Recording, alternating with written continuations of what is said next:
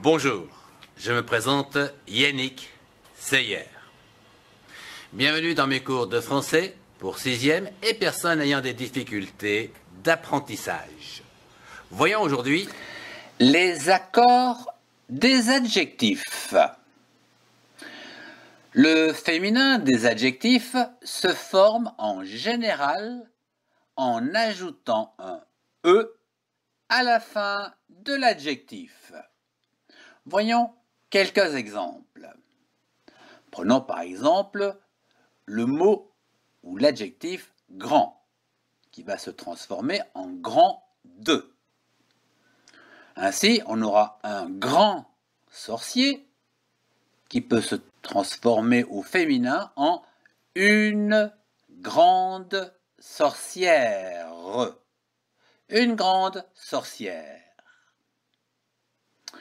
Voyons d'autres cas comme avec l'adjectif petit qui se transforme en petite, comme par exemple une petite fille. Ou encore avec les couleurs, comme le vert qui se transforme en verte au féminin, ou ici on peut dire une pelouse verte. Ceci dit, certains adjectifs changent complètement, comme par exemple avec blanc, qui va se transformer en blanche au féminin, comme par exemple une chatte blanche. Ou encore, neuf, quelque chose de neuf va se transformer au féminin en neuve, comme une jupe neuve. Cher, quelque chose qui coûte cher, comme par exemple une pierre chère, où ici on a E accent grave, R-E, chère.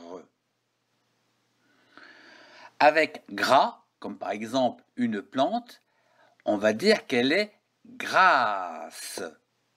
Et ici, on va rajouter SE, une plante grasse. Enfin, avec l'adjectif beau, il va se transformer en belle, comme par exemple une belle coupe. Voyons à présent le pluriel des adjectifs. Il se forme en général en ajoutant simplement un S à la fin du mot. Voyons deux cas de figure. D'une part, si le nom est masculin et en nombre pluriel. Donc ici, l'adjectif va prendre un S, comme par exemple, avec l'adjectif grand, il va devenir grand avec un S. Exemple, des grands livres. Ici, grand va prendre un S parce que livre est au masculin. Voyons le cas à présent où le nom est féminin. Où ici, l'adjectif prend E et le pluriel un S. Reprenons le cas avec l'adjectif grand, qui lui va être influencé par le nom féminin fleur, des grandes fleurs. Fleur étant féminin, grand devient grande, et comme il est pluriel, il va prendre un S, G-R-A-N-D, grand, E-S pour le féminin et le pluriel. Terminons avec un dernier exemple, avec un super enfant sage. Ici, on a un adjectif avant le nom et après le nom. Voyons ce qu'il en advient lorsqu'on leur met tout cela au pluriel.